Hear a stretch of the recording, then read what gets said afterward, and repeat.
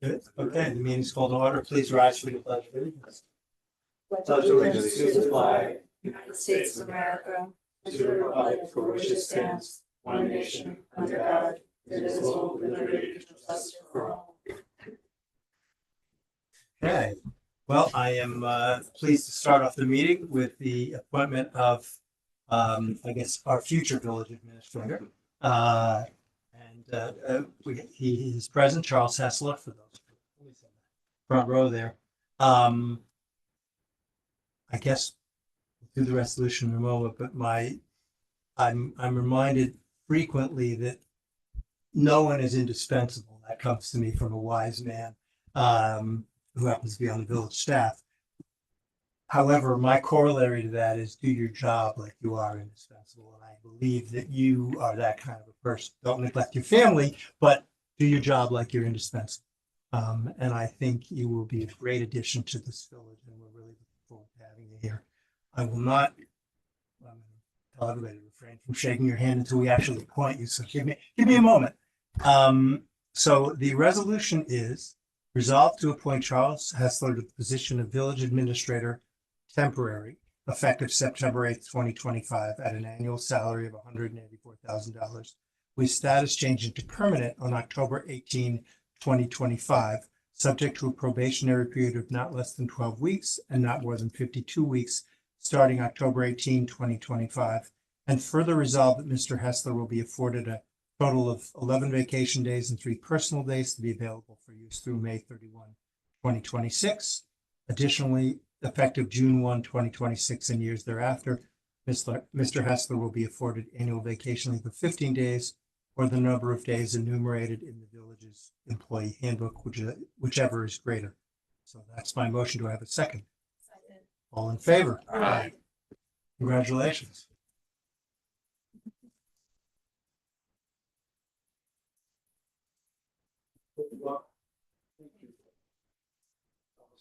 Congratulations. I should. No, absolutely. Thank you. Yes. Congratulations. You're welcome. Thank you. Thank you. Thank you very much. Thank you very much. And Don, I thank you for helping us. Yes. Okay, announcements. Checks over $25,000. Bradhurst site construction for the Harriman Road Culvert Project, $197,685.50. And again, Bradhurst, also for this Harriman Road Culvert Project, $211,865.20. I assume those are basic progress payments. Yes. Thank you. And then we are having a public hearing regarding the Verizon Cable TV franchise agreement Monday, September 12th, 2025 at 7 p.m. in Village Hall. And a public hearing regarding a proposed grant application to the Westchester County Complete Streets Municipal Assistance Program for the Irvington Train Station Connectivity Project, Monday, September 15, 2025 at 7 p.m. in Village Hall. Can you just tell me what the latter one is? So the latter one is a grant that's being offered by Westchester County. It relates exactly to the project that is also listed on this agenda, item number 14. The train station connectivity project, which is the title that we've given it for grant application purposes, it's basically a sidewalk on the west side of South Buckout Street from the Half Moon Co-ops up and around the Cosmopolitan Building and down a small portion of South Astor Street towards the train station. So it's really to complete the connection that currently doesn't exist. There is a sidewalk on the east side of South Buckout Street during some of that stretch, but human nature being the way it is, people don't walk on it when they're going to the train station. They walk in the middle of the road. And so we're trying to provide a safe passage for the people that live in Half Moon who commute or otherwise use the train. As you know, we did a significant amount of work at the bottom of the hill in front of the train station for the drop-off area. From a grant also. From a grant, thank you. That was a $200,000 grant on a $400,000 project. So we've done a considerable amount of work in this area, and this is another step towards it. The attractive part of this is, and I'm not trying to put the cart ahead of the horse, but the attractive part is that the item number 14 is a resolution for the consolidated funding application, which is a 50% grant. And the Westchester County grant, which just became announced recently, is also a 50% grant, and the matches can be used for each other.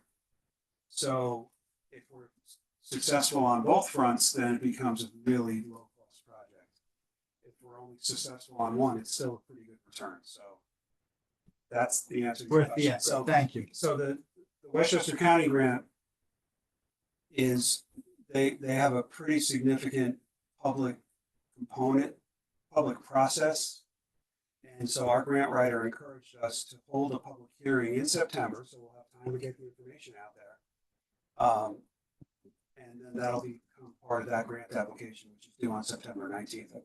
Great. So that's how it all fits in. Thank And you. also, I want to note that when we got the other grant, talking about that, there, we looked into seeing if it could also cover this very thing, and it wasn't big enough. We didn't have enough money.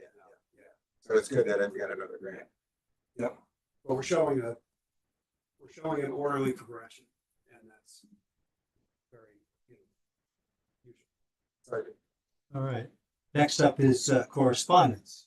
First is a letter from Ben Rappaport. What I would summarize as traffic calming suggestions for the Route 9 project.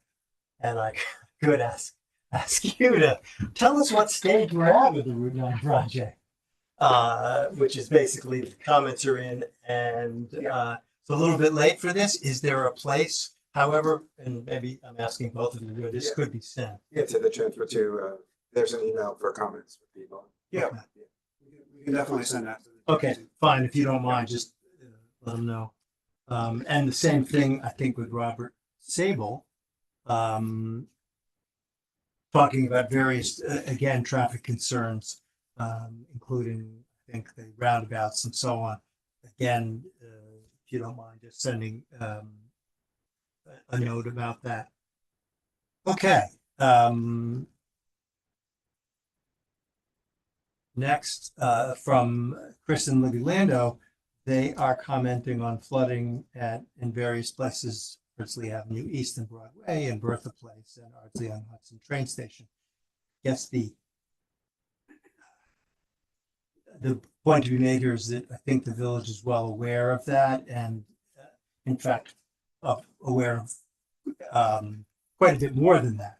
And we have to allocate our resources accordingly to try to address as much as we can, as soon as we can. But these are, I don't think I'd be far off to say it, probably at least $10 million worth of improvements are going to be required over maybe it's the next decade or so. I know we've already got several crossings on Broadway. We know we're working on Harriman, but we're going to have to do these one at a time and try to be resourceful in terms of getting grants for that purpose. And I don't know what the solution is in this particular neighborhood. Yeah. Was you're being, reacting to, but it's something that our engineer has to look at. Yeah, I mean, it's also, since they comment about, maintenance aspects of it, and I assume, since I've seen it in action, that the DPW has what I would call regular maintenance. It's sort of systematic. You might just want to make sure that they see this letter in case there's something they ought to be checking in terms of storm drains and whatnot. But I think, especially based on the videos that I saw of the Station Road and Broadway intersection, they're not unlike the pictures we're seeing here. It was just inundation, and actually you were I was definitely inundated, yes. which was shocking, but Yes. you were out there. Okay. Just also though, I Go ahead. do want to say that we do allocate funding towards targeted infrastructure, right? That's what we're doing. We plan, we sort of know many of the flood areas and we're planning for that. So I think it's a good suggestion, which is already, isn't something that is ongoing and has always been there. we live on a hill, we know there's flooding. And we have to work on that. And there are, I think, stormwater management plans, and we are more and more working with Charlotte to sort of understand the climate aspects. And so, all those are good points well taken that are in play already. I think you could even add in the forestry grant, which is Yeah. pretty substantial, that is for this same purpose, since the water generally starts at the top of the hill with gravity, just keeps on going. I haven't read. I'd like to learn a little bit more about this. I feel like how it all fits together. I feel like I've been learning about pieces, but I don't know if we ever do anything where we could like get a little bit of extra. Like, how does it all interplay? Like, I know there's Is like the the issues with the capital- woods and the water coming down, and like where specific hotspots are flooding. Yeah, I think I love it. Like an overview at some point. the flood study from 2011, which sounds like it's old, but it's not actually terribly old, and it's not irrelevant. That flood study has a significant amount of information in there. I'm not sure it talks about wooded areas the same way that John referred to. It's a place to start. I would love if you could show them. Yeah, absolutely. No, it's on our website, but I'll send you a link for sure. Yeah, and if you wanna connect with Jim Englishby, he has like a huge map in his building. The kind of thing I'm curious to see. Yeah, it shows like all of the water, like at least the pipes. and things like So it's- that, not next The to pump people. station at Station Road, yeah. Yep. Okay, Thank you. next, piece of correspondence is from Beth Proper. Combination of things, we're talking about the rec building on Main Street and the way it is used, as well as opportunities for grants for this particular purpose, and oh, all right, well, we're about, give me less than a minute if you wish to comment on it, because we have public comment coming right after this. But if you wanted to preemptively say anything, you're welcome to do that in terms of how we go about grants, because I would say perhaps not on this building, but in general, we've had some extraordinary success in getting grants, but usually that's a function of pre-planning, knowing what you want to do, and having the proof that you're going to do it, so that the grantor feels like their money's going to be well used. Right. Well, and first of all, I recognize that my response, which was over a weekend, was probably a little bit short. But I think my point in what I was trying to say is that, while I definitely saw this grant opportunity, but there was not an identified project on our radar screen, this board or staff, that would have matched up nicely with it. I know it is a little bit more competitive for us. It would be a little bit more difficult in a grant program because there's a good amount of the money is allocated for disadvantaged communities, which is not to say that it's zero available to us, but it just makes it more competitive. That being said, we didn't have an identified project readily on our radar screen. So I think the way, as the letter mentions, there's a value to the rec center, but I think that decision on just how valuable it is and what project there could be in the future needs to be discussed by you all. You know what I mean? And that was my point. I think I said that in about a sentence and a half, so I apologize for that, but that's the point. I'll also add that, and then I'm done, so you can warm up. I do believe that within the facilities planning process, there is no assumption made that that building should go away or become something else. In fact, as we were wandering through it with different planners, some of them were admiring the building. So I think it's more that whole process. And I think there were comments made with respect to the first go around with the bond and everything, and how people were viewing that building as a cash asset, if you will. I don't think anyone's going in with a preconceived notion about how our various facilities should be used or disposed of or whatever. That's the reason for having an outside expert to take a look at what does every department need and so on. So I'm going to stop talking and declare it's public comment time. So if you would like to come up and say something, you're welcome to. Hi, I'm Beth Proper. I live in New York. Mr. Chauffeur, I didn't mean to say anything about not knowing about the grant. I was more talking about this particular grant being. No, I know that. No, we I appreciate didn't that. take it that way. Believe me. Yeah. Yeah. Oh, I'm not gonna start singing. I was like, that, this is Karaoke not night. American Idol. No, this is like, and you have to go like this. So one thing I want to say about this particular grant, which I guess is why I got a little bit excited about it, was in contrast to many grants which look at the economic neediness of a particular community, this one allows you to look at a greater neighborhood, which in our case would include the school district, which changes the economic neediness. In addition, the funder has said that 50% of all funding is available regardless of the economic environment. But I did go to visit. It was very nice of the superintendent to take me on a little tour today of the recreation center, which could really be a community center, to see what really needs to be done from an ADA perspective. And, you know, to your comment, I guess in the letter that you wrote, I think there is, we could certainly reach the minimum that's available in just ADA improvements. That's like access from Main Street to the side yard. And then there's an entrance on the east side of the building that even as a total layperson, you know, of course you would need to have someone that you rely on for these kind of projects, can be turned into an ADA accessible entrance and exit for people who can't get in there now. And that would, under the terms of the grant, expand your ability to generationally reach from the youngest to the oldest and people of different abilities. So I just wanted to bring it to your attention. I had tried to use a different route and that had failed. I should have written to you guys right away. And now I know that for the future. And I guess Thank you. I'll write to you. So thank you. On and after October 18th. All right, I'll That's write your to guy. both of you. Yes, Okay, thank you. thank you.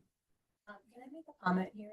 So, because I think it's important, just Larry, if you could kind of talk a little bit about how when grant, like who can identify grant opportunities or projects. I think it's helpful information. Reed's here, Matt's here, Matt's here. I mean, typically what we do is, you know, we don't look at a grant opportunity and then try to figure out what we can do with that money. It really needs to have a project, an underlying project that's already on your priority list, discussed either in the capital budget discussions or any other discussions the board may have. For example, in this case, and this is all hypothetical because it hasn't really happened this way. Maybe in the past, if either RPAC or the rec department had said, hey, we really are interested in having this building converted into whatever, or brought up to ADA compliance, or improved in some other way. And the board had said, hey, that's a great idea. You know, now let's figure out how to fund this. And then we'll be on a search to try to match up the best grant opportunity with a priority that you've already expressed. The problem with seeing a grant application, a grant process announced right now for this particular type of use is that you haven't had these conversations. This type of a project hasn't been brought before you prior to a couple of days ago. You know what I mean? And so until there's some discussion and nodding of heads saying, yeah, that sounds like a great project, let's do it.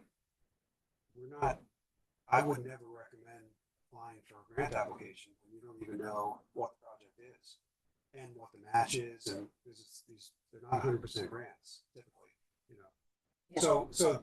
So taking a step back, the process that I go through, and you can see what happens with my successor, but the process I typically go through is identifying what our major needs are, whether it's flooding or any other recreational needs, whatever they are, and then trying to be opportunistic as grants are announced and as grant programs exist. Some are yearly programs, so you know what comes up.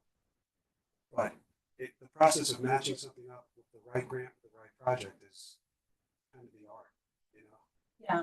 And So that's the process. Yeah, no, and I think sort of what might also be good to know is like, because I know from like the Woods Committee, right? So they sort of had certain work they wanted to do and then like identified a grant and then that made sense. I think similarly, like the internal discussion that our PAC should feel comfortable that if you have identified programs of projects that you should bring them to the board, right? And then whether, you know, then we can see you know, maybe there's an existing grant or we sort of like plan for that. But I think, you know, I think that process just need, like, some people understand it. I mean, some of the- we don't object to people flagging grants for us because even if we don't get them this time around, if they're repetitive, that's helpful. Yeah, if you want to, Yeah, sorry. So one of the things, I think, well, Mr. Sherford agreed with me, DASNY tends to have these grant opportunities and then there's money left over the next year. So I'm sort of hoping that's gonna be available for this one, because it's an 80% match. And it's related not to an entire plan, it's really specifically for municipalities and nonprofits that own a particular building or a lot of land and want to create it for this purpose. So even though we call it the Parks and Rec Department, it could easily be called our community center and the offices for the Parks and Rec. Mhm. Would be on the downstairs is kind of would be a huge, difficult lift to make that ADA accessible. It's like insane. But the top floor, it's really, and to your point about the timing, sometimes recently a grant landed on our desk from the federal government at my regular job, and they gave us exactly 2 weeks to apply. And we didn't even know there was such a program.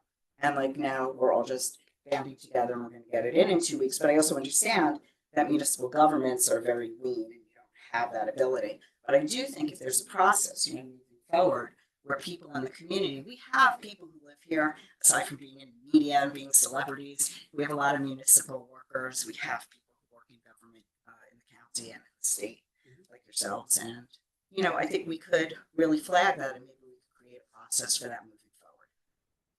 Thank you.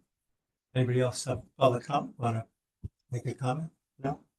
Okay, to the consent agenda. For a change, I have absolutely no comments on this one, so I will make a motion to adopt. Second. All in favor? Okay, approval of 25-26 capital budget. Katie, you want to? Sure, I can Those- start by going over all the changes since the last time that we discussed the capital budget. So the first project, which we discussed at the beginning of this meeting, we added in the South Buckout Street Sidewalk project. And that we have listed as a bonded cost of $550,000 with the additional $550,000 as the grant piece. The funding for this wouldn't be borrowed until the following year. So if we do find out that we get, you know, both pieces of the grant, we can always adjust that further the following year. The next is the West Sunnyside Culvert project. So the net cost to the village was previously anticipated to be $625,000, and that was borrowed in 2024. Estimates were adjusted due to the passage of time and 2 additional years of construction inflation, resulting in a net cost to the village of $850,000. So the additional $225,000 was added to be approved in 25-26, with the borrowing to happen in the following year. And the county is covering $850,000 of this for the total project cost of $1.7 million. The next is the DPW street sweeper replacement, just based on an updated quote. That increased from $340,000 to $350,000. And this is also being offset by trading in our current sweeper, which is should get approximately $40,000 for that. Next is the parking enforcement vehicle. Based on previous discussions, we changed that from a Chevy Blazer EV, which was requested, to a Nissan Leaf, which is the vehicle that they currently have. The total for that is estimated to be $40,000. And the funding, we had about $32,910 left over in a previous EV vehicle project, so we're going to use that towards this, and then the remaining $7,000 will be from fund balance. Okay, so then, Sorry, lastly, so that means that's out of the budget. it's still listed in the capital budget. There'll be no borrowing, so the capital budget just has the small fund balance piece, and then it shows other piece that we're using from a previously approved project, so it all appears in the other funding sources column. So lastly is the usage of fund balance. Although not totally final yet, our estimated unassigned fund balance as of May 31st is about 9 million, which is about 39.4% of the operating budget. So typically, past years we tried to keep it around the 7 million range. So here we're appropriating 1,416,562 of fund balance towards 25-26 projects. And that leaves us room for if the village decides to go forward with the facilities planning consultant, we can further use more fund balance towards that. So that, so the total, that would leave total 25-26. The bond resolutions would be for 6,044,000. However, all the projects with the asterisks next to them would be borrowed in future years. So the borrowings that would actually occur in 25-26 would be 2,351,000. And the total fund balance we would be using towards these projects is about 1.4 million. So I want to ask you a question about timing of borrowing. Mm-hmm. I'll use the fire truck as an example. If we're ordering the chassis and it costs us $25,000 and the remainder of the cost is, call it $900,000. Mm-hmm. Do you borrow the whole thing up front? Can you time your borrowing so it's every 3 months or 6 months, or is that just totally inefficient? I mean, borrowing does have costs associated with like the bond counsel fees and the advisors that we use. So the fire truck itself, we have that all being borrowed in the following year. So I mean, if there's like small Yeah, that was pieces just of an it, we example, probably to wouldn't get a borrow feel for it now. We would approve it so the process can get moving, and then the borrowing would happen. And presumably you look at, okay, what's the likely rate? What's the cost of my borrowing it all right now versus deferring it, even if there are fees against it, and seeing which is more expensive? Yeah, and then there's also like bonding rules. You're not really supposed to borrow for something if you don't expect to use it in the near, 6 months or Got it. near future. I know we've been through this, so there may not be a lot of questions, but does anybody have any questions on the capital budget? No? All right, then my resolution is resolved that the 25-26 capital budget dated July 21, 2025 is hereby adopted. Do I have a second? All in favor? Aye. Good. Approval of extending contract. Before we go on to the next go ahead. one, I apologize for this interruption. There was an attendee who wanted to say something during the public comment. Oh, fine. He actually kind of messaged me through the Q&A and not the hand up, so I was going to suggest if you don't mind. Yeah, not at all. Talk, yeah. Sorry about that. Sorry, Robert Sable. Let me. Yeah.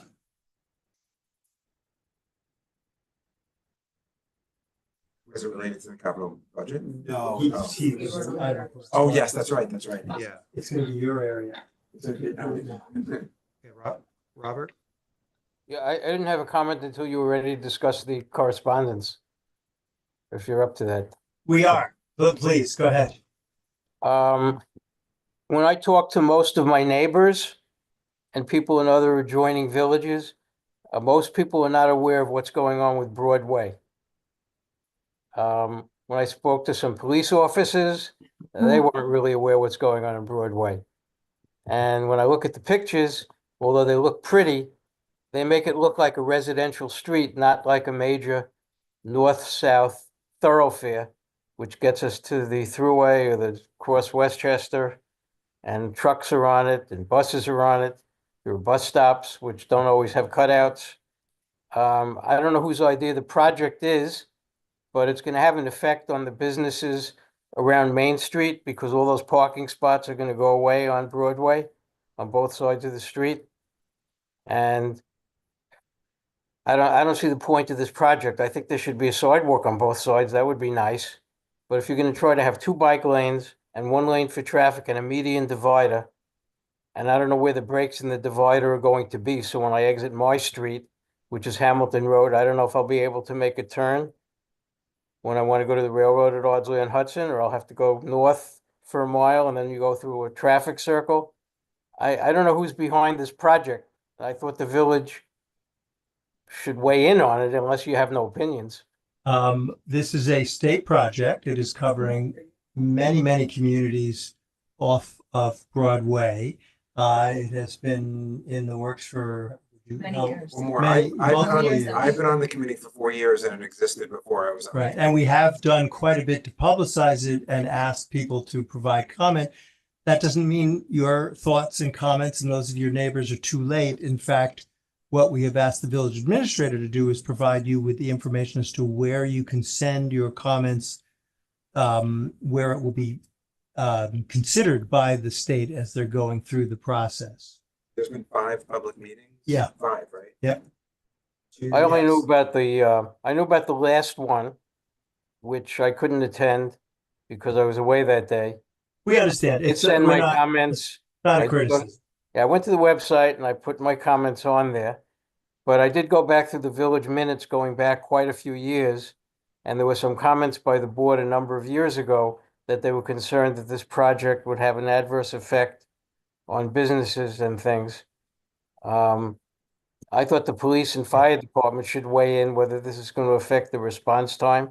They did. The state talked to the fire and the police to ensure that their concerns were addressed. So they're doing this just so some bike riders can use Broadway, but it's a commercial street. It's not a residential street. There are construction trucks, there are buses, there are You should school buses. absolutely, sorry, you should absolutely write all this and a comment to the state. Larry Shelfer is gonna send you the address of that for public comment. and You should have all your neighbors send that as well. Because there's, as I'm already working on it, but it does Good. affect the village. And I don't think most residents of Irvington are aware of it. you know, I've announced at every single meeting that the opinions on this go from people on one end to all the way to the other. There's no one Irvington position on that, and I've been urging, and the board's been urging people to do that. So please send an email to this address, get all your friends to do it as well, so that the state understands what the thinking is on the, there's a lot of people who are organizing around this, and the state needs to hear everybody's opinion. So that's the best thing you can do, is to send your comments to the All state. right, no, I appreciate that. I just thought it would have an adverse effect. I see the school buses lining up and turning into High School Road, north and south. And then there's left turn lanes. The plan with the median barrier doesn't really allow for a lot of these things except where they have traffic circles.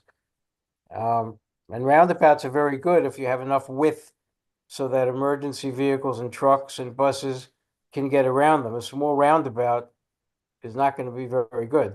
So that they asked the fire department that most of the roundabout is drivable, so the fire department will have no trouble getting through the roundabouts. Okay.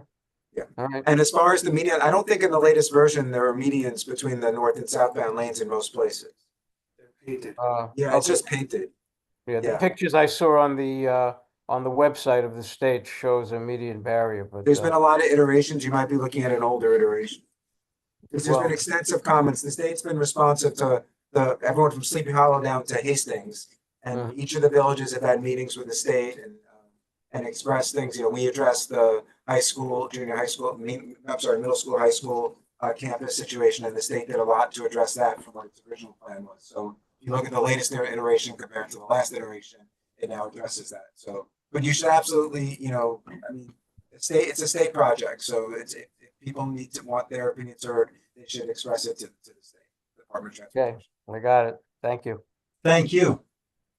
Okay, item 9, which is approval of extending contract for tree removal, tree pruning, and stump grinding. For 9 and 10, am I correct that we're looking at lump sums here, but they will bill as they go. Correct. Okay, so got it. Okay.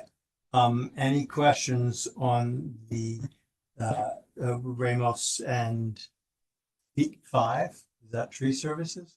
Roman numeral, but I'll assume that's It's a V. it's a V. Okay. Fancy Not a job. All right. Sorry. I assume the village is happy with their work. Yes. And they're already doing it even Yes. to that point. Well, Okay. they have been up to. Okay. Yes, it's being extended for another All year. right. No questions. I offer the following resolution. Be it resolved that the village administrator is authorized to extend the contract for tree removal, tree pruning, and stump grinding 2024-09 with Ramos and V Tree Services, Inc. for an additional year, June 1, 2025 to May 31, 2026. The unit prices specified in their bid submitted on April 24, 2024. Looks like annual cost of one unit non-emergency basis is 60,000, emergency basis 12,000, and stump grinding 12,000, total cost $84,000. Do I have a second? Second. All in favor? Aye. Okay, item 10, approval of extended contract for the use and operation of heavy equipment. Any comments on this one? With those guys, again, no? Okay. My motion is be it resolved that the village administrator is authorized to extend the contract for the use and operation of heavy equipment with 2X PC Corp. DBA, those guys contracting for an additional year, June 1, 2025 to May 31, 2026. The unit price is specified in their bid submitted on April 24, 2024, and their total bid is $105,090. Do I have a second? All in favor? Item 11, appointment of fire department officers. I'll read the resolution and then if anybody, no comments, I'm assuming on this one. Okay. Resolved to appoint the following officers to the Irvington Fire Department for a one-year term effective June 26, 2025. First Assistant Fire Chief Daniel Billings, Second Assistant Fire Chief Christopher DePauli, member Anthony Terracone. Do I have a second? Second. All in favor? Congratulations to all of them. And thank you. Okay, approval of Village of Irvington, Irvington Employee Handbook. So this one, we have read various iterations for quite an extended period of time. But it has now been polished to the extent necessary. Does anybody have any comments? Don't you dare, but does anyone have any comments? No, I wasn't you. It was just in general. No comments? Okay. What I would say is, Yeah. of course, the previous handbook was dated 2005, so Lot obviously change. it was in need of an update. Yeah. Most of what was addressed were the compliance policies, which obviously needed to be updated for new laws. There were a few other tweaks here and there, but most of what was in there previously. It was just modernized. There probably was no mention of the word social media back in 2005. Oh, yeah. And we might have had to update it a little bit to reflect that. So things like that. Like it made sense. There was Yeah, nothing about it. it's pretty straightforward stuff. I mean, I'm not a labor attorney, but it looked good to me. And to your point, the document was reviewed not only directly by a couple of members of the board, you all, of course, but also the heads of each union reviewed it, and our labor. So That's what I meant when I said I'm not a labor attorney. I trust so it. it was reviewed by all involved, and Katie was instrumental in bringing it all to a closure. So Thank you. Okay, motion is resolved to approve the Village of Irvington Employee Handbook dated April 8, 2025. Do I have a second? All in favor? Aye. We had a resignation from the planning board and the resolution is resolved to accept with regret the resignation of Patrick Natarelli as the second alternate of the planning board effective July 9, 2025. Do I have a second? Second. All I'm not, that's not me on that. You'll notice I refrained from calling you out on this. I appreciate it. Okay, I'll take that as a second. All in favor? Okay.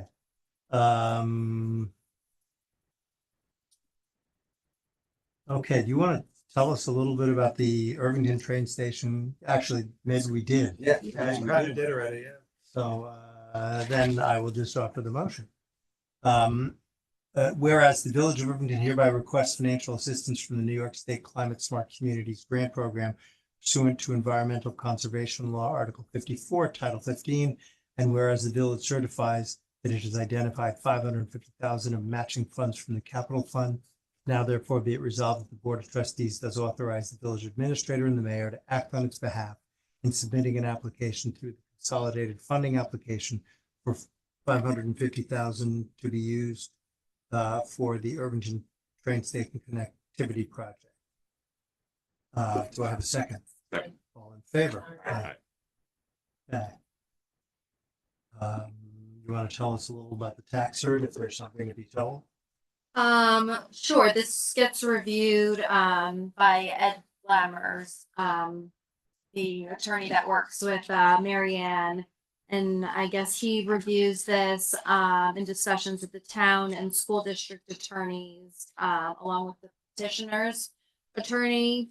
So he's recommending the settlement, because he does not believe a better result could be achieved as a result of a trial. And these tax certs are budgeted for each year in the operating budget. So the funds are set aside and there's an expense line. This would get coded to. Got it. Just out of curiosity, you at times have to estimate for the operating budget in terms of what you expect will happen? It does vary a lot year by year. Last year we had 150,000. This year too. Luckily, it came in last year significantly lower. We have asked Ed in the past to kind of see if he could like foresee what settlements are upcoming. Okay. Anybody else have any questions? Okay. The motion is, whereas petitions have been filed by H. Rodney Cohen and Barbara Cohen, here in a petitioner challenging real property tax assessment from the Village of Irvington and the town of Greenberg's assessment rolls with respect to the subject property for the 2021 through 2024 assessment years with respect to parcels. With respect to certain parcels identified here. And you know the property owner, it's 29 Matheson Park. Whereas petitioner's actions are now pending in Supreme Court, Westchester County, whereas the town and petitioner have reached a mutually agreeable resolution. Now therefore the village is authorized to effectuate settlement commensurate with the following terms. And rather than read every one of them, I will just say that the Village of Irvington share of the refund is $17,390.61. Do I have a motion to approve? Sorry, do I have a second of my motion to approve? It's been a long night, it's not even over. Anybody? Okay. All in favor?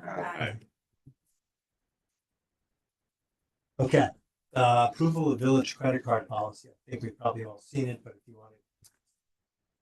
Yeah, we haven't Tell us had a like a formal written credit card policy before. The one of the things that the auditors had pointed out and actually had written a draft. So this is it. Okay.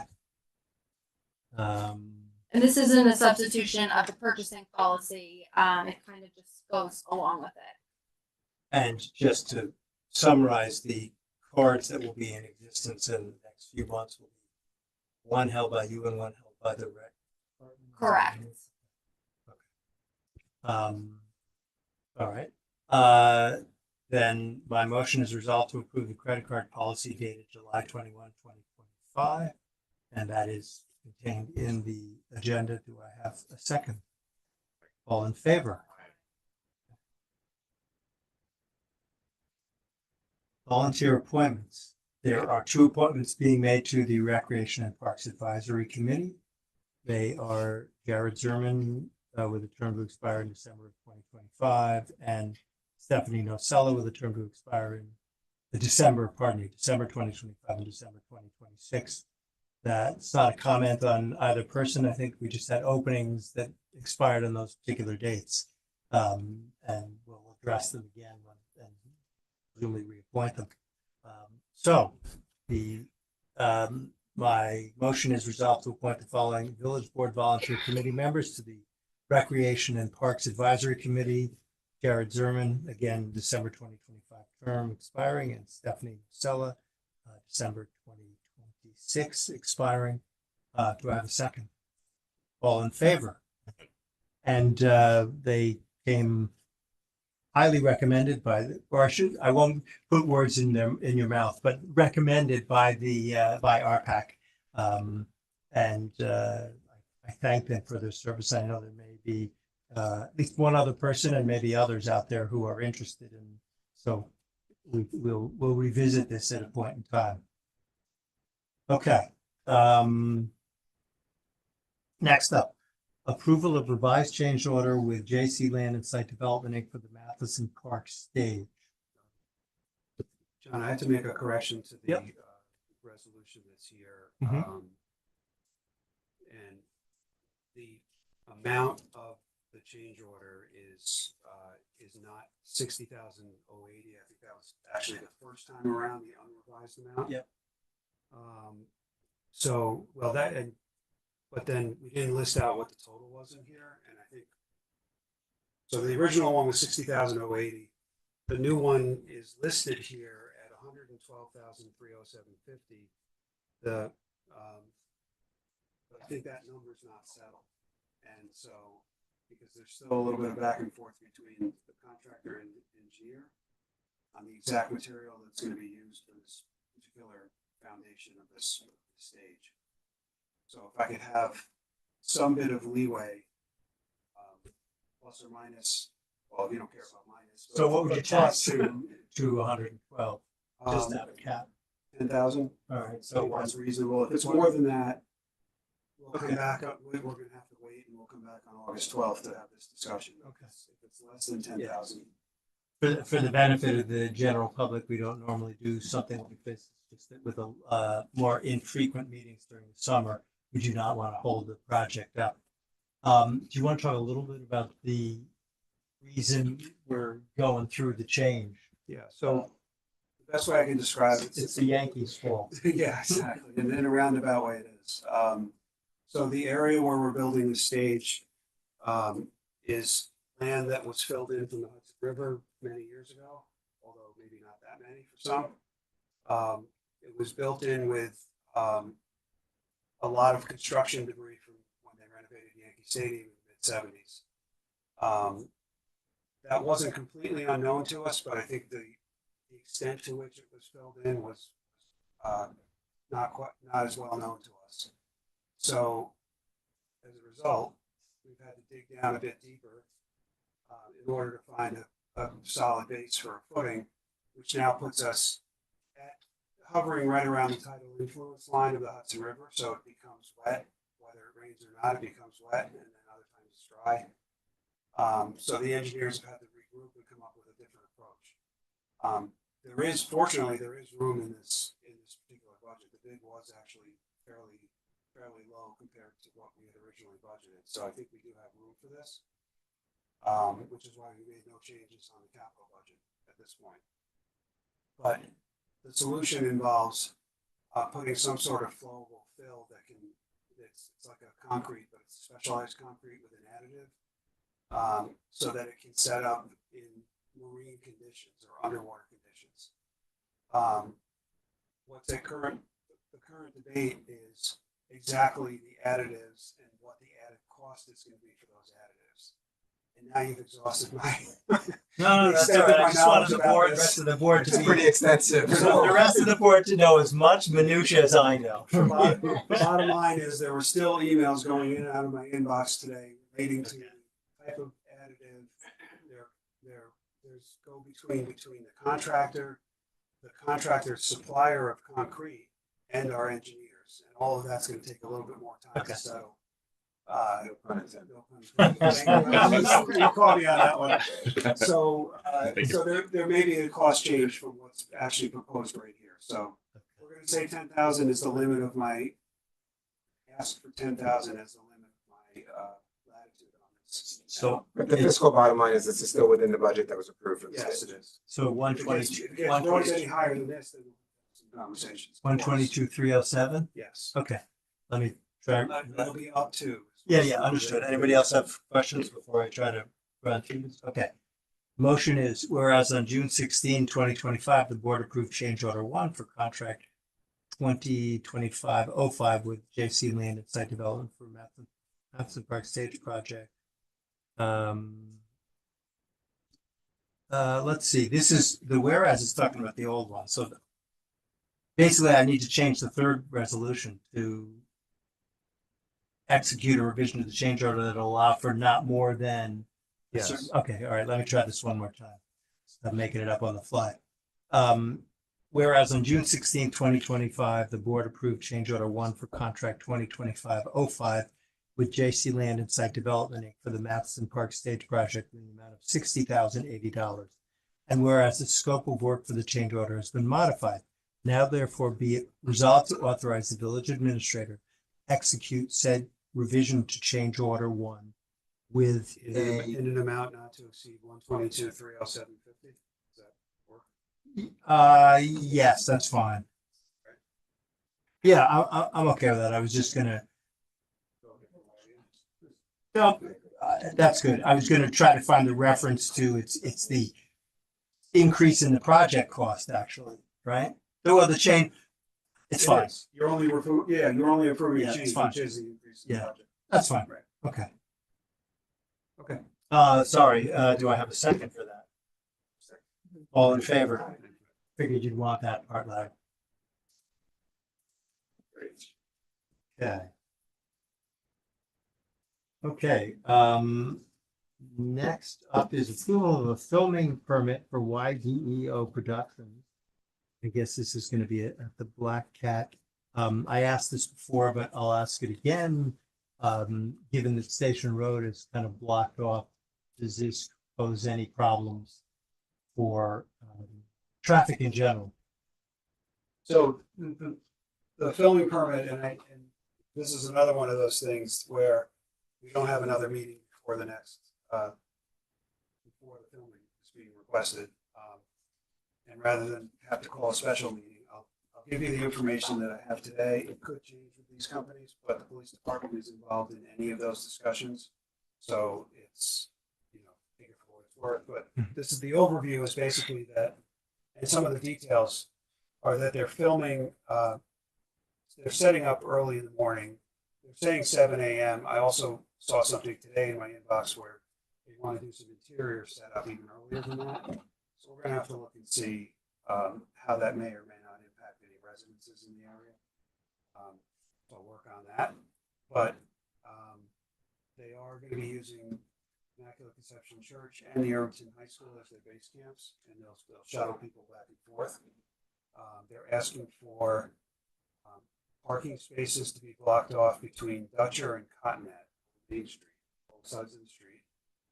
And also some parking on North Dutcher Street. And I think it said in here that they had spoken to business owners and residents. If they haven't, they are going to, because that's part of our plan for notification and all of that. So the police have been involved. That's why you sent the whole email chain. Yes, so the police chief has worked out all these details. They're satisfied with it. They have 3 officers that will be assisting. But what also is gonna happen, and that's what John was referring to, is that they are requesting an intermittent closure on Main Street during the actual hours of filming. It's probably for noise, which is typically how it happens. So that when they're actually filming a scene, they can't have cars racing by or for whatever reason. But the chief assures us that it'll only be a few minutes at a time. So we're putting the pieces together. We'll have our officers there. It is early August, which is a very slow time in this village. I know Station Road is closed, but I don't think a few minutes is going to be a problem. Yeah, it's probably no worse than having a garbage truck going down Main Yeah, Street. but the police are on scene, obviously, if something Yeah. goes awry. But the other thing is, they expect to be out of here by 12 to 1, which I know they often tell us timing on things and they often don't stick to it. But they are filming in Hastings that same day, so I think they're trying to be on some It's sort at of. a certain clock. Yeah.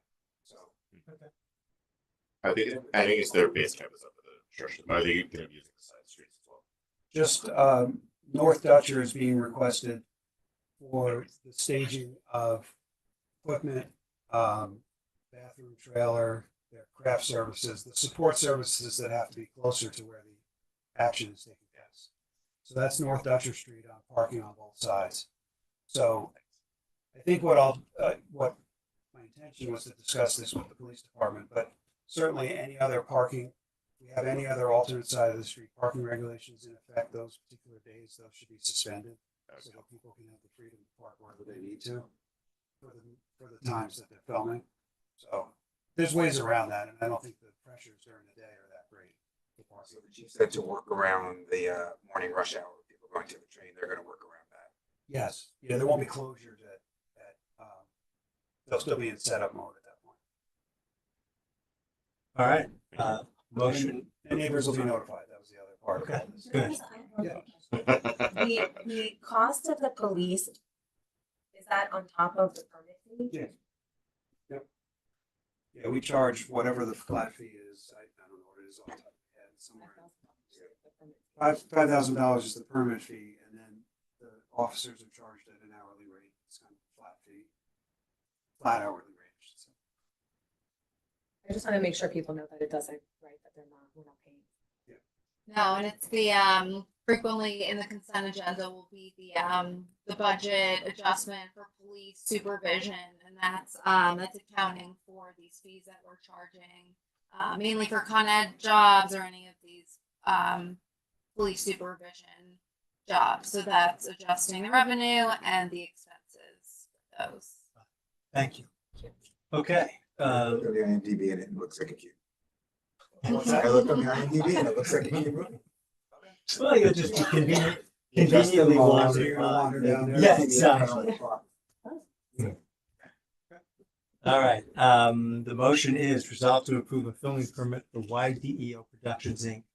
Film at Black Cat Cafe located 45 Main Street in Irvington, New York on Monday, August 4, 2025 from 7 a.m. to 6 p.m. The permit fee is $5,000, sorry.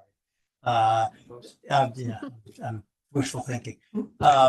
Do I have a second? Second. All in favor? Aye. Next up is Rocktoberfest contract. Now, the only modification I'm going to put on this, and anybody else can have comments, is we're authorizing the village administrator to execute contracts individually not exceeding 10,000. And I'm going to add in the aggregate not more than 40,000. We're never going to hit 40,000, but I still want a cap in there somewhere, so that we're not having surprises at the back end. And I do understand that Jared's been pretty successful in terms of raising funds. Does anybody have any questions? They're doing a great job. Okay. Then the motion is resolved to authorize the village administrator to execute any contracts individually not exceeding $10,000 and in the aggregate not exceeding $40,000 related to the Rocktoberfest event scheduled for September 27, 2025, with all such contracts being circulated to the Board of Trustees prior to execution. Do I have a second? All in favor? Aye. It is the 27th, right? Not the 28th. I looked it up, yeah, I think that's right. I keep telling people the 28th, but apparently I'm wrong. 27. Okay. That's right. Okay, Of course I have it. No, I have Yes, to look. Tuesday. I have the 27th. okay, fine. Yeah, that's a Saturday. Okay, No trust. they're not, before we do the reports, I have two other things. One is your pool agreement. So Larry, I'm gonna, this is on the pool contract. Do you want to do the honors of just describing again what we're doing here, and then I will attempt to craft a resolution. Yes, yeah. And I know I have you here to coach me. Sure. So I think it's a trial run for having access maybe to a pool regularly. doing like an August 2nd event, where we're gonna run Stargate Space, the at Mercy University. It should be from like 12 to 4 p.m. It'll be like 2 sessions, about a couple hours each, $5 admission, for folks who apply. We put out posters just sort of in our SVP to see what the interest is, and it's quite a bit of interest. We've had actually about 154 people respond, or Oh, not citizens, totally requests for space. what's your limit? It's 100. So, but that's just the interest. Yeah, So what I get it. they'll be informed of the event. The Parks Department will be coordinating that part of the events and administration. And so they'll be able to sign up first if they send an RSVP. And then any of us will be able to apply. So, it seems to me there's probably two things to approve here. One is the agreement with Mercy College, and the other is some potential agreement with lifeguards, or is that? No? I think it's being run through the Parks Department. Okay. I don't know if you can talk about it. No, I mean you're hiring. Don't look so they're hiring surprised. the lifeguards. Explain it to me, like where the lifeguards will work, finding them, and you're going to be taking them on. Understood. I'm only asking for the purposes of whether I have to do like a separate resolution to approve a contract with lifeguards, but as long as there's Temporary a hiring, mechanism so for doing it. Is that Okay. good? Got it, okay. Right. All right, and, We have 3 of the 4. okay, I think we can probably do. and is it a not more than $2,500, or what am I doing? For lifeguard? No. I switched back to the contract, yeah. I think it's about 2,000 without accounting for like the fees that are being paid. And then plus you'd have the lifeguards, which would be a little bit more, but there'd still be about $500. Are you talking total for the event or just the agreement with Mercy? Well, I can do just the agreement with Mercy, but I was gonna try to give a little flexibility. Just do the I think that agreement would with give. Mercy. I think that would more than cover it. I don't think you need to guess on the lifeguard. Oh, I'm not doing the lifeguards, that's The okay, Mercy agreement. just the Mercy agreement. That's, What was it, 2,000? I think it's 2,000. yeah, I mean, that's a fixed amount. All right, fine, I can do that. So it is, And not worry about lifeguards because. yeah, I got it. Well, I've So heard we have now I know we have a mechanical way to do it. So So, we gotta stay with lifeguards, is what you were saying. all right, so, Are you in the storage unit? The lifeguards are in the storage unit? Just send them on. before you do that, I go ahead.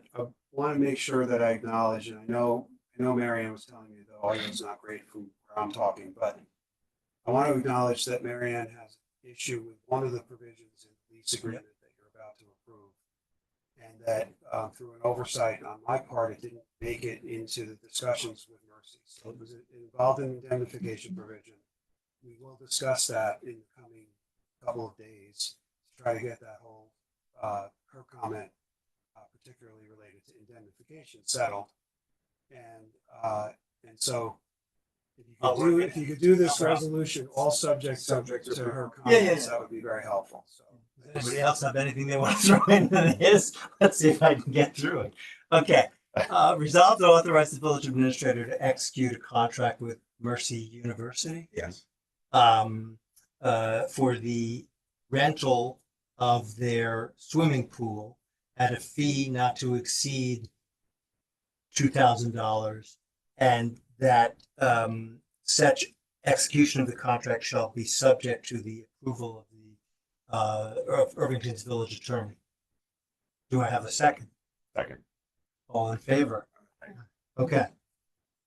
Yeah, do I need to, don't ask me to repeat that, but I will. if you need me. There it We have is. the video. Okay. We'll Oh, go back that's to the true. recording. All right, All right. okay, And well, but change there to its. Mercy is an it's, not a there. that's fine. I'm good with that. I didn't interrupt you, but I just. No, we can- I don't mind the editing. Okay, and then I got one more issue that came up about the streamlining records. This has to do with their survey. So Larry, do you, since I don't think did everybody see those emails flying around?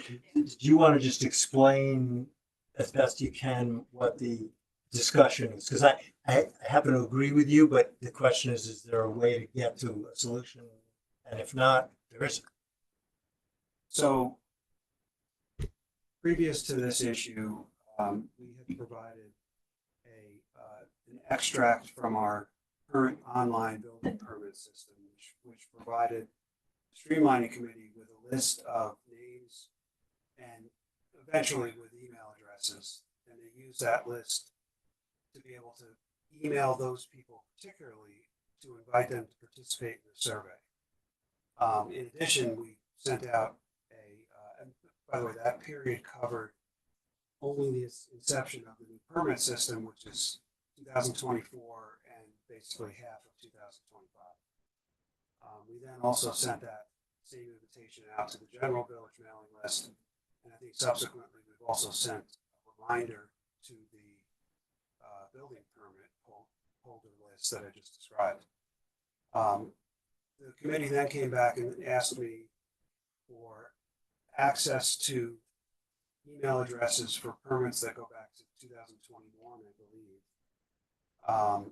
And there is no report that can be provided. So basically, the only way to really harvest all of the email addresses is to go through every single file, which, as you can imagine, are probably thousands of pages.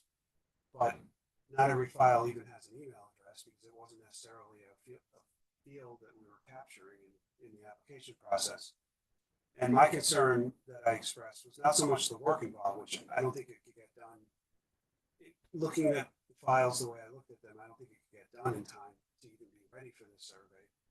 But notwithstanding that, I was concerned about having volunteers go through that information because the information contained in the building permit files, while they're not, it's exempt from FOIL, we do treat them special in the sense that the information in there contains floor plans and other things that are somewhat privacy related for homeowners. So if someone files a FOIL request and they're not for example, if someone files a FOIL request and they're not the owner of the particular property and they want to look at the file, we require them to file a FOIL request and we require them to come into the office to review the file.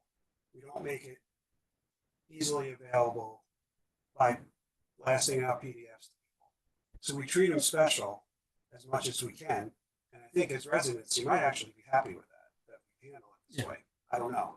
But so it occurred to me that when this request was made by a group of non-village employees to comb through all these files, I resisted it. And so the request was made directly to you to override that approach. And that's where we are. Can I say a couple of things as Sure. being on the streamlining committee? So I think part of the reason is that it's supposed to be a 5-year period, right? Do those files have, so people understand why those particular years are important?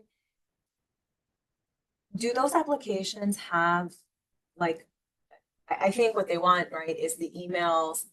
And so people understand it's like also just trying to make this survey available to the contractors and architects, et cetera, that are not necessarily going to be accessible when you just do an email blast. So how do we get, so I don't think they want to have, they shouldn't have all the volunteers or whatever, but if they designated one person to sort of look just to extract emails with that, would you have the same concern? This is up to you. No, I'm just saying, I'm asking you. Well, because the only way to go through the files and pull out an email address is to literally comb through page by page. Maybe you get lucky on a particular file and find an email address first, but it's not always that way. Is there not like, Right? I'm, you know that There's I've nothing shut useful. myself down in my own renovation. It's like it Right. never happened. So I don't know what that looks like anymore, but there's not like an application thing that you have to do. The application form doesn't have the email address on it. Okay. It wasn't a field that was being requested by the applicants during that time period. So the only way to extract it is to go through it basically page by page in each of the permit files. And the permit files are not like, 5 pages long. They're dozens of pages and sometimes hundreds of pages. So, and included in there are all of these other documents that we ordinarily don't just give out to people who are not village employees. So you said if someone foiled, they would have to come into the office? So, That's been our policy for a long time. which makes sense. So then could it be that we say we make it available to one volunteer to come and sort of like try to, sort of find?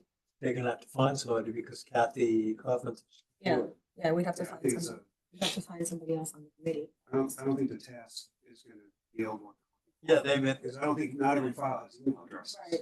so they may spend a gonna week and get 100 if they're lucky. Maybe, yeah. I mean, they, just for reference, the time period where we were able to extract the information almost automatically, not fully, was from 2024 to for 18 months. We extracted somewhere between 500 and 600 email addresses. So that's the mailing list that we currently have for that time period. I understand they want that window bigger. There's going to be a lot of duplication from the older applications to the newer applications, not just in residents, but in the professionals. I mean, it's just natural. There's a lot of duplication. So there's going to be a lot of effort for, I'm not sure it's going to be a lot of yield. But that's not for me to decide. Yeah. I'm just telling you, our position was we weren't just going to automatically say, sure, come on in, take a look at all the files. Go through them page by page. And to look at the files, they gotta be sitting at a computer terminal somewhere. Yeah, I mean, they're all digitized. It's not a matter of looking at paper files, but, it's not something we just blast around. I mean, I would let them designate a person to look through the files, and then maybe they'll start looking through it and say, this is not worth the effort, but, maybe it's just let them see what they, if it yields what they think it is. That would be my thought. I guess I'd be okay with that, but they, they'll have to tell us, presumably, if you don't mind, Larry, you can go back to them and say, look, You set the parameters. yeah, no, I'm doing it. I'm not asking you to figure out the parameters. Parameters would be, unless somebody on this side has an objection, but I would say, if you want to assign somebody to come in, sit and look at the files and try to capture the email addresses, you're not taking home any parts of the files. I mean, I don't know how they record them even, but they're gonna do write them down. I mean, they definitely don't want those files. I mean, they don't want, I don't think it's a concern, I get that. but I just think mean it's a like very, tedious, to Larry's yeah. point, it's Or else you're gonna bring unbelievably a laptop unproductive. and type in, email. Yeah, well, whatever, but it's still gonna take forever and they'll have errors. Yeah. Oh, yeah. So I'd be willing to let them do that. But as you've suggested, I would treat it like, it's almost like the way you do it for FOIL. They'll send one person in, you're not taking the files out, and they can try to, find the kernel that they're looking for. Presumably they could file a FOIL request and do that anyway, right? So we're not even providing anything different. Yes. You've never had anybody FOIL, hey, show me all the building department records. I mean, that presumably would be No, objectionable. I mean, anyone can do anything. No, They don't have to- and no, and they don't I'm have sure to covered by Mike. Presumably people have better things to do with their time than Right, but Yeah, frivolous FOIL requests. anyone can do anything, and they don't have to tell us what their reason is either. I understand. We just put up what we believe is the only line of defense to make it a little bit more difficult for people who are actually trying to do something that's not good, Right. to actually have to put their name on a piece of paper and show up in person in a village office. Got it. Like, that's kind of, All right. that's all we have. If All they're right. willing to do that, then we're signing over files. I mean, but we're not worried about like bad actors here. We know who the people, right, would be. Like, they don't have any ill intent. We know what they're trying to do, right? We're just, and if the system went back further, there probably would have been this other method. But, so I don't think we have the same concern, right? It's not the same concern. We know what they're trying to do. They're trying to get email addresses to make the survey more readily available to people who might not otherwise get it. It's a lot of work for it. They may start going through it and see that it's not yielding, and it's not Well, I look quickly at myself. And, yeah. Yeah. I don't see it. I mean, look, unless the survey is going to stay open for the next 4 months, it's definitely not going to be worth it, if it is as you described. So, but do you mind sending the email to them? Yeah, no, Okay, all right. At least you have an answer. Okay, I think we made it to item 21 with a slight digression. Reports of board standing committees and officers. Do you wanna- Absolutely. Well, on a related note, land use committee, which was attended by Mayor Siegel, Steve Burgos. I just I want to give a quick overview just to give it on the record so that some more folks are aware of what's going on, because I think it's such an important committee.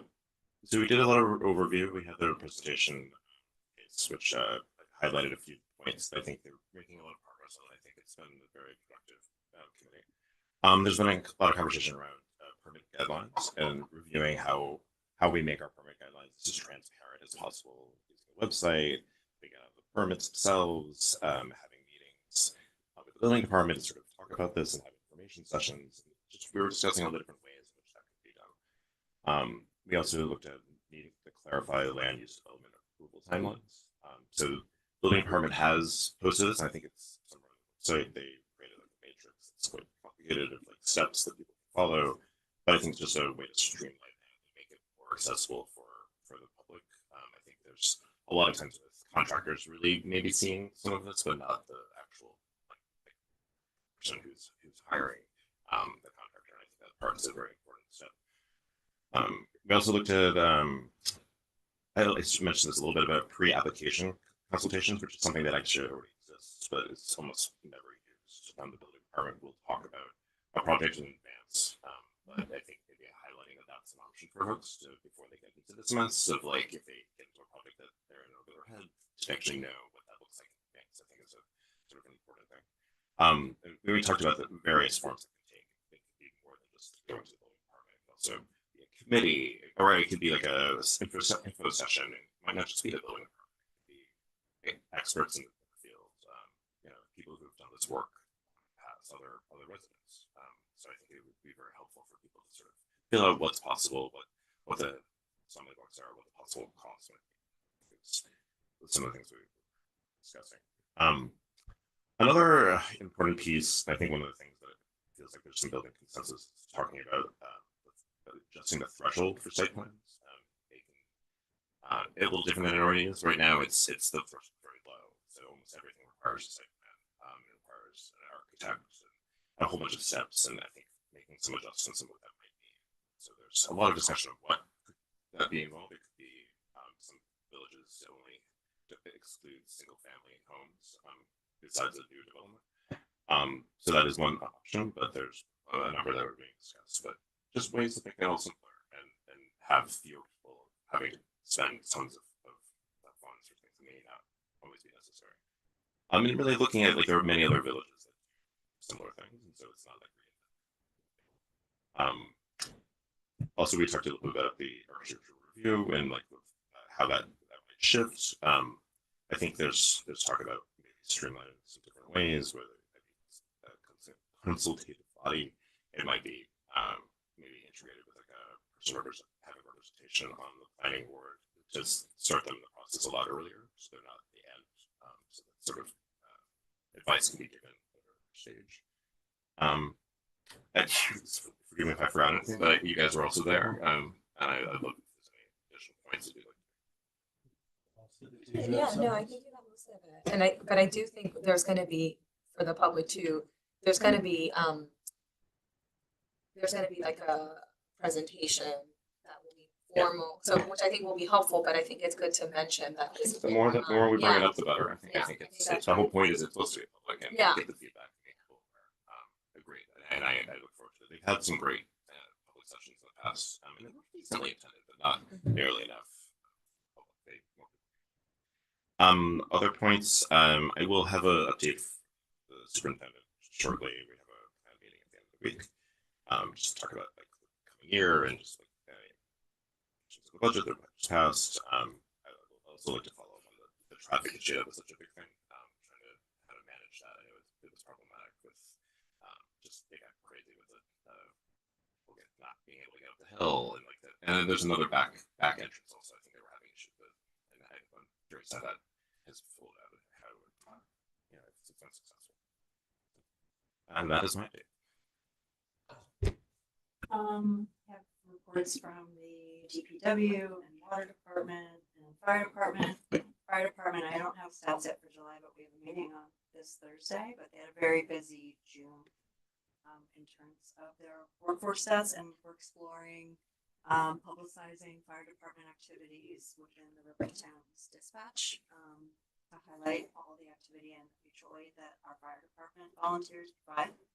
DPW and water, I mean, I think the main thing that we're thinking about or focusing on right now is the aid that they provided, the assistance with the flash flooding on July 14th, and how that intersects with my other liaison role at the GPTF. So I have a steering committee meeting this week as well. So we'll explore how we can help all those departments work together to mitigate.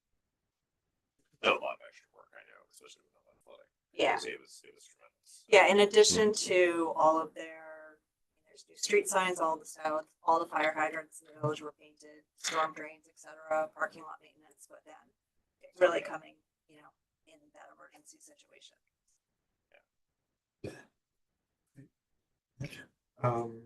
Just came from the library board meeting directly here.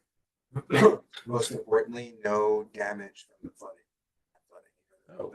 The library is very susceptible to water, and I saw the flooding. My first thought was, this is not going to be a fun meeting, but they had almost nothing. It was a small thing through a back door that's easily fixable, but everything else was, yeah, it's surprising. Yeah, But, considering all the photos you saw down there. yeah, I know. When I saw that, I was like, they're in trouble because they have problems anyway. I mean, just as a note, on today's agenda for the meeting, the first 8 items were building maintenance related and had nothing to do with the flood. That board is forced to be like a real estate board, 50%, and a library board 50%, because they have to deal with their own building in a way that no other theater, besides the theater, no other village organization has to deal with. So, and yeah, they the numbers for the circulation in June was back to pre-pandemic numbers. It was the highest June since before the pandemic. And I just like to point out, when I come to these meetings, that they had what they called a quiet June for programs because the school was going to finals and everything. So they only had 437 participants, 254 children, in 14 programs for the month. So that was very, very light for them. Not to mention the 167 participants in the 18 adult programs that they ran as well. So just to highlight, I mean, I could read this whole entire thing, some of the amazing work, but they have 135 grade 5 and lower students signed up for the summer reading game. And this year they have the highest ever for young adults. They got, sorry, 30 children. The most they've ever had in a year is 12. So they're really, it's amazing the amount of, they get involved with families and events and things for people to do. So just they're really doing great. I just wanted to report some of those things. As far as the theater goes, the commission is producing an event this Saturday that's especially kid friendly. There's 2 shows at 3 and 6 for a magician that aims at kids, whatever. It's supposed to be a lot of fun. I know that it's very interactive for the kids. And I remember some of my son's favorite birthday parties when he was a kid. The magician ones when they played with the kids. So this is gonna be a great event. So this is this Saturday at 3 and 6. So make sure you check it out, support it. When the commission does an event, that means we are producing it, the village is producing it, so people should be supportive of that, and that would be really good. As far as the Route 9 goes, we didn't have a meeting, so I didn't really have anything to report, but it is a good reminder based on the person that we underspoke, is that what I say all the time, the range of opinions that people have on Broadway and Irvington go from one end of the spectrum to the other. We heard one end of the spectrum tonight. There are a lot of people who feel that way. There's another group of people that have been lobbying really hard on the extreme opposite end of that. That's why it's very important that anyone who has an opinion on what the state is going to do for Route 9 in Irvington to please email the state. You can reach out to Larry. He has the address of the Jenny Baez, who is the person coordinating for the State Department of Transportation. So the time is running out to do that, so people should get going on that. So I did not really get any updates, but I'm gonna give some of my own Maureen, do you wanna? Oh, I'm sorry, do you have any can I updates? just 1 second? Yeah, sure. Remember, the other thing is, I know it's not part of my committees, but I wanted to mention, I didn't know where in the meeting, so I'm just saying it now, is that at the work session on Wednesday, we discussed a resolution condemning anti-Semitism, and we didn't do anything about it today. I don't want people to think that the ball's dropped. We've been going over a resolution, and it's going to be on the agenda in August, so that'll get voted on in August. I just want to mention that. Sorry. No worries. I'm like, our pack. Yeah, you guys wanna give any updates? Matt's like, maybe Maureen? Also, if you want. Planning. Matt Spencer, I'm the head of the RPAC, right, I guess. First thing I just want to say, Larry, we've been fortunate to have you, not that you're dead yet. You're not dead. Yeah, I've been here 35 years. That's one thing. The other thing, I just want to thank the board. We're very excited to have Stephanie and Jared join us. I really think that they'll serve all of the village well. Of course, welcome. As far as RPAC goes, so historically, 9 years I've been on RPAC, at least maybe 10.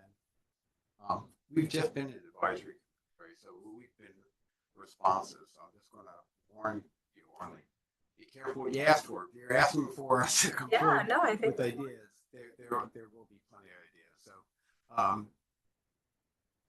our focus has always been that, but we're looking forward to having those new members and actually working with you. Thank you. And CJ's back at the Nature Center. CJ's back. The other thing I wanted to say was that John and I have been working with the facility, the co-chairs of the facilities planning committee, to interview consultants to help us sort of reimagine what's going to happen with our facilities and to kind of get the public involved. And we have kind of gone far along with one specific consultant, and we've been working with them to sort of identify the scope of the project. But we're really excited because I think even all of the consultants we talked to really understood our sort of desire and need to engage the public as we go forward in this process. And I think all of them got it. So I think where we are is in a really good place. We're going to be sort of hopefully finalizing what that might look like and then bring it to the public. But also encouraging everyone to be very involved, as there are going to be many opportunities for public involvement, and it's very necessary because, again, in Irvington we're all super opinionated about everything. So we need to come together so that we can have a plan going forward that maybe we're mostly happy with. Maybe that's a good Well, that is. Yeah. If everybody's happy, we probably did something wrong. Something's wrong. Or you have some happy people and some unhappy people. You don't want that either. Completely unhappy. Okay. Compromises when nobody's happy, right? Isn't that true? Administrator, yeah, of course. So the Station Road Tunnel obviously remains closed. We've been working actively with an engineer to evaluate the condition of that, the bridge on the west side of the tunnel. So based upon the information we get back from them, that'll determine the length of the closure. So I know we haven't put out any public announcements, although we do have the area well signed. But we'll try to give an indication once we get some feedback from our engineer. There'll be a short-term fix that can then reopen, or whether it'll be a longer-term situation that we'll have to deal with and probably amend the capital budget. So I don't know which it's going to be yet. So Where did we have it in the capital budget? Was that on next year, or I believe, if there were no storm? right. I believe that we had, we had the design, I think, in this current year, Correct. and then the full-out replacement in a future year. I don't remember. Got it. Okay.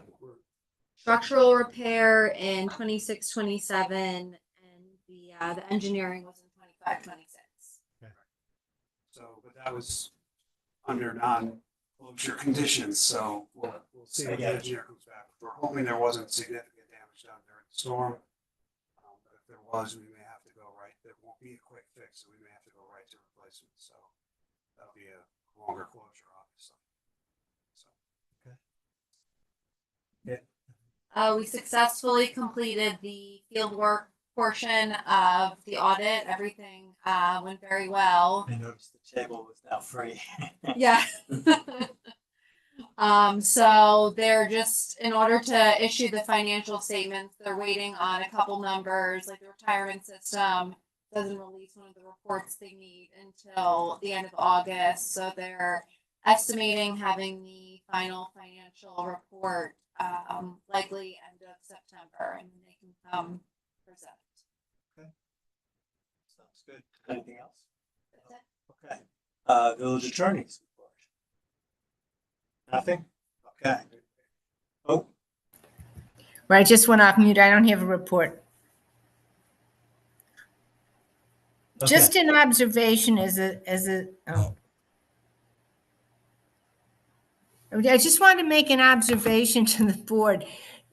Except, you could hardly hear what anybody's saying, except for like Katie, unless you're talking right into the mic, like John, you could hear, but only the people who are talking right into the mic are getting picked up. I don't know whether it's my computer or, It's not your computer. oh, okay. I- All right, We'll be reviewing it with the audio company. Yeah, yeah. and we'll make a point of enunciating. Can you hear me, Marianne? Let's redo the whole meeting. We'll test this offline. You Yeah. have to do this First, now. we need some technical- I can tell. Like Arlene, you could hear well because her mic is pointed to her mouth, and John and Katie, but those are the only ones. Got it. Okay. Well, we will make a point of making sure the mics are right at us going forward. Yeah. All right, I guess that's it. Any more public comment from anybody? Going once, going twice, done. Okay, I think that's it. So, Executive session. would you not, do you want one? No, I just. All right, then, no. I'll take a motion to adjourn. All right, It's your motion. all right, I'll second that. All in favor? Aye. Aye.